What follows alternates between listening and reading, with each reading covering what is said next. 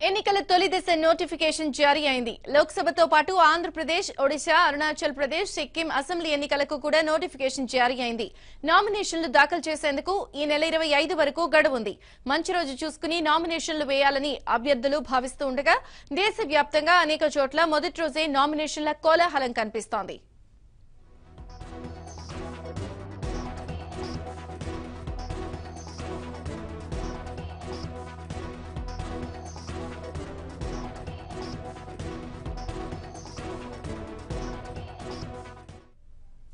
తెలుగు రాష్ట్రాలైన ఆంధ్రప్రదేశ్, తెలంగాణలో తొలి దశలో ఎన్నికలు జరుగుతాయి. ఏపీలోని 175 శాసనసభ, 25 లోక్సభ నియోజకవర్గాలకు నామినేషన్ల ప్రక్రియ ప్రారంభమైంది. తెలంగాణలో 17 లోక్సభ స్థానాలకు కూడా నామినేషన్ల ప్రక్రియ మొదలైంది. ఏపీలో టీడీపీ అభ్యర్థుల ప్రకటన దాదాపుగా పూర్తి కాగా వైసీపీ అన్ని నియోజకవర్గాల్లోనూ అభ్యర్థులను ప్రకటించింది. మార్చి 26న నామినేషన్లు పరిశీలిస్తారు. నామినేషన్ల ఉపసంహరణకు మార్చి 28వ తేదీ ఆఖరుగా నిర్ణయించారు.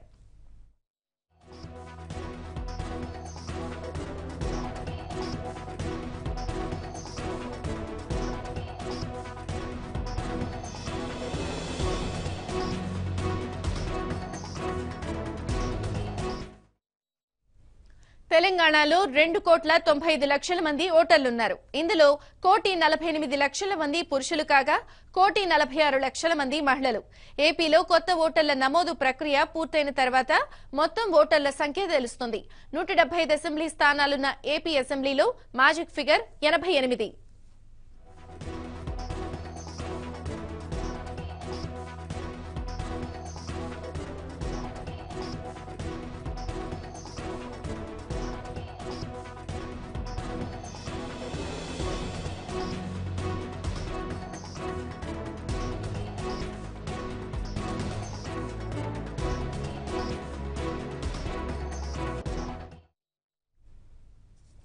ఏపీ, తెలంగాణలోని 42 లోక్సభ స్థానాలతో కలిపి మొత్తం 91 లోక్సభ నియోజకవర్గాల్లో ఏప్రిల్ 11న తొలి దశ పోలింగ్ నిర్వహిస్తారు.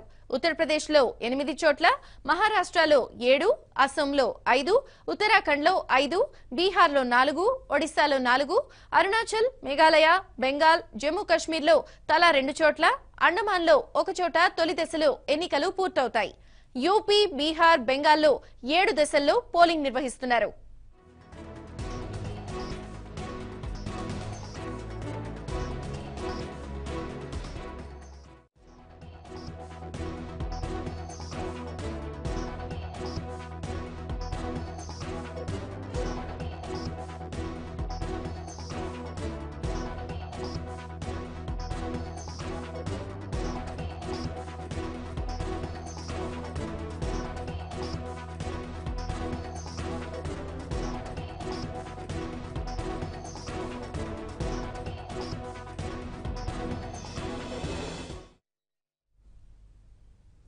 ఏపీలో ఎన్నికల నోటిఫికేషన్ విడుదల కావడంతో నామినేషన్ల పర్వం మొదలైంది. నామినేషన్ సందర్భంగా పెనమలూరు నియోజకవర్గ టీడీపీ అభ్యర్థి బోడే ప్రసాద్ కార్యకర్తలతో భారీ ర్యాలీ నిర్వహించారు. ర్యాలీకి ఎంపీ కొనకళ్ల నారాయణ, ఎమ్మెల్సీ యలమంచిలి రాజేంద్ర ప్రసాద్, టీడీపీలో చేరిన వంగవీటి రాధ, స్థానిక టీడీపీ నాయకులు, కార్యకర్తలు పెద్ద ఎత్తున పాల్గొన్నారు.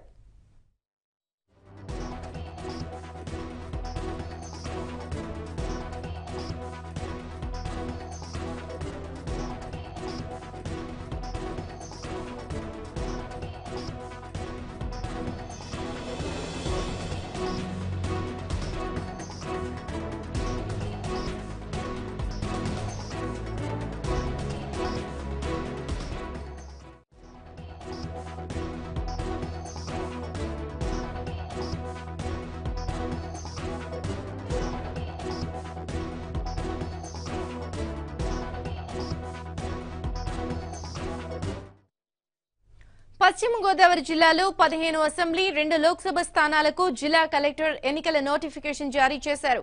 25వ తేదీ వరకు నామినేషన్లు స్వీకరిస్తారు. మరిన్ని వివరాలు మా ఏలూరు ప్రతినిధి రాంబాబు అందిస్తారు. ఓ టు యు రాంబాబు.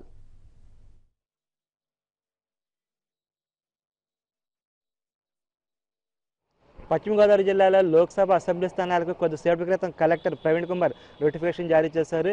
ఆ నోటిఫికేషన్ ప్రకారం మొత్తం 15 అసెంబ్లీ స్థానాలకు 2 లోక్సభ స్థానాలకు వచ్చే నెల 11వ తేదీన ఎన్నికలు జరగనున్నాయి. దానికి సంబంధించి నామినేషన్ ప్రక్రియ మరి కొద్దిసేపట్లో ప్రారంభం కానుంది. ఈ నామినేషన్ ప్రక్రియ ఈ రోజు నుంచి ఈ నెల 25వ తేదీ వరకు కొనసాగుతుంది. అయితే ఈ నెల 23, 24 తేదీల్లో సెలవు రోజులు కావడంతో ఆ రోజు మాత్రం నామినేషన్ స్వీకరించారు. మిగిలిన 6 రోజులు అంటే ఈ రోజు నుంచి 25వ తేదీ వరకు నామినేషన్ స్వీకరిస్తారు. 26వ తేదీన నామినేషన్ల పరిశీలన జరుగుతుంది. అదేవిధంగా 28వ తేదీ వరకు నామినేషన్లు ఉపసంహరించుకోవడానికి అవకాశం ఉంది. ఆ 29వ తేదీ సాయంత్రం 5 గంటలకు తుది జాబితాను అధికారులు ప్రకటించే అవకాశం ఉంది. ఈ నామినేషన్ స్వీకరణకు సంబంధించి అధికారులు అన్ని ఏర్పాట్లు చేశారు. ఏలూరు లోక్సభ స్థానానికి సంబంధించి ఏలూరు కలెక్టరేట్లను, అదేవిధంగా నరసాపురం లోక్సభ స్థానానికి సంబంధించి నరసాపురం సబ్ కలెక్టర్ కార్యాలయంలోనూ నామినేషన్ కేంద్రాలు ఏర్పాటు చేశారు. అదేవిధంగా 15 అసెంబ్లీ స్థానాలకు సంబంధించి 15 చోట్ల విడివిడిగా నామినేషన్ కేంద్రాలు ఏర్పాటు చేస్తారు. వీటికి సంబంధించి రిటర్నింగ్ అధికారులను ఇప్పటికే జిల్లా కలెక్టర్ నియమించారు. ఏలూరు లోక్సభ స్థానానికి జిల్లా కలెక్టర్ ప్రవీణ్ కుమార్ రిటర్నింగ్ అధికారిగా వ్యవహరిస్తారు. అదేవిధంగా నరసాపురం లోక్సభ స్థానానికి సంబంధించి జిల్లా joint collector Venugopal Reddy returning అధికారిగా వ్యవహరిస్తారు. మొత్తం మీద చూస్తే జిల్లాలోని 15 అసెంబ్లీ స్థానాలకు, అదేవిధంగా 2 లోక్సభ స్థానాలకు సంబంధించి మాత్రం నామినేషన్ ప్రక్రియ కొనసాగనుంది.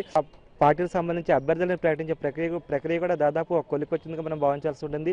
టీడీపీకి సంబంధించి చూస్తే టీడీపీ మొత్తం 15 అసెంబ్లీ స్థానాలకు సంబంధించి 12 అసెంబ్లీ స్థానాలకు అభ్యర్థులను ప్రకటించింది. కేవలం 3 స్థానాలకు మాత్రం నిడదవోలు, నరసాపురం, పోలవరం ఈ 3 అసెంబ్లీ స్థానాలకు మాత్రం అభ్యర్థులను ప్రకటించాల్సి ఉంది. అదేవిధంగా లోక్సభ స్థానాలకు సంబంధించి ఏలూరు ఎంపీ అభ్యర్థిగా మాగంటి బాబుని ఇప్పటికే ఖరారు చేసింది. అయితే నరసాపురానికి సంబంధించి మాత్రం ఇంకా ఖరారు చేయాల్సి ఉంది. అది కూడా 2 రోజుల్లో పూర్తయ్యే అవకాశం ఉంది. మరోపక్క వైఎస్ఆర్ కాంగ్రెస్ పార్టీకి సంబంధించి చూస్తే మొత్తం 15 అసెంబ్లీ స్థానాలకు ఏకదాటికి ఒకేసారి అభ్యర్థులను ప్రకటించింది. గతంలో ఎవరైతే నియోజకవర్గాల కన్వీనర్లుగా ఉన్నారో వాళ్ళందరినీ అభ్యర్థులుగా ప్రకటించింది. అయితే ఒక్క పాలకుల నియోజకవర్గానికి సంబంధించి మాత్రం గతంలో ఉన్న కన్వీనర్ గుండా నాగబాబు కాకుండా డాక్టర్ బాబ్జీకి టికెట్ ఇచ్చారు. అక్కడ మాత్రం కొంత వైసీపీలో అసంతృప్తి ఉందని మనం భావించాల్సి ఉంటుంది. అదేవిధంగా జనసేన సంబంధించి కూడా అభ్యర్థుల ఎంపిక దాదాపు ఖరారు కావచ్చింది. ఇప్పటివరకైతే 9 అసెంబ్లీ స్థానాలకు జనసేన పార్టీ అభ్యర్థులను ప్రకటించింది. మరో 5 స్థానాలకు అభ్యర్థులను ప్రకటించాల్సి ఉంది. అంతేకాకుండా జనసేన సిపిఎం పార్టీ పొత్తులో భాగంగా సిపిఎంకు ఉండి నియోజకవర్గాన్ని కేటాయించారు. అయితే సిపిఎం పార్టీ తరఫున ఉండి నియోజకవర్గం నుంచి ఎవరు పోటీ చేస్తారనేది తేలాల్సి ఉంది. మరోపక్క చూస్తే బీజేపీకి సంబంధించి కూడా అభ్యర్థుల ఖరారు ప్రక్రియ కొనసాగుతుంది. ఇప్పటివరకైతే బీజేపీకి సంబంధించి జిల్లాలో 10 అసెంబ్లీ స్థానాలకు అభ్యర్థులను ప్రకటించారు. అయితే ఈ చిత్రం ఏంటంటే సిట్టింగ్ ఎమ్మెల్యే తాడేపల్లికి సంబంధించి బీజేపీ ఎమ్మెల్యే పైడికొండల మాణిక్యాలరావు పేరు మాత్రం ఆ జాబితాలో లేదు.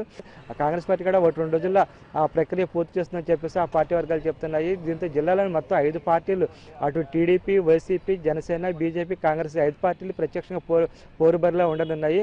మరో పక్క చూస్తే అభ్యర్థులకు సంబంధించి నామినేషన్ ప్రక్రియకు సంబంధించి ఇప్పుడే నోటిఫికేషన్ వెలువడంతో అభ్యర్థులు కూడా నామినేషన్ వేయడానికి ముహూర్తాలు చూసుకుంటున్నారు. ఈ రోజు నుంచి నామినేషన్ ప్రక్రియ పూర్తి కావడంతో మంచి రోజు చూసుకునే నామినేషన్ వేయడానికి అభ్యర్థులు సిద్ధమవుతున్నారు. పండితులు చెప్తున్న ప్రకారం చూస్తే మంచి ముహూర్తాలు ఈ నెల 20, 22, 25 ఈ తారీఖులో ఉన్నట్టుగా మనకు తెలుస్తుంది. ఆ రోజుల్లో నామినేషన్ వేయడానికి అభ్యర్థులు ఎక్కువ మంది ఉత్సాహం చూపుతున్నారు. ప్రధానంగా ఈ నెల 22వ తేదీ మధ్యాహ్నం ముహూర్తానికి అయితే ఎక్కువ మంది అభ్యర్థులు నామినేషన్ వేసే అవకాశం ఉంది. అభ్యర్థులు నామినేషన్ వేయడానికి 10,000 రూపాయలు డిపాజిట్ చెల్లించాల్సి ఉంటుంది. అయితే అదే సమయంలోని ఎస్సీ ఎస్టీ అభ్యర్థులైతే అందులో 50% డిపాజిట్కి చెల్లించాల్సి ఉంటుంది. అదే మరోపక్క స్వతంత్ర అభ్యర్థులు అయితే ఎవరైతే ఇండిపెండెంట్ అభ్యర్థులకు పోటీ చేస్తారో వాళ్ళు కూడా 10,000 రూపాయలు డిపాజిట్కి చెల్లించాల్సి ఉంటుంది. కానీ ఇండిపెండెంట్గా పోటీ చేసే అభ్యర్థి వారి నియోజకవర్గానికి సంబంధించిన 10 మంది ఓటర్లు వారిని బలపరచాల్సి ఉంటుంది. ఈ నిబంధన మాత్రం అధికారులు క్లియర్ కట్గా చెప్పారు. అదేవిధంగా ఈసారి పోటీ చేసే అభ్యర్థులకు నేర చరిత్రకు సంబంధించి కూడా కొన్ని నిబంధనలు స్పష్టంగా రూపొందించారు.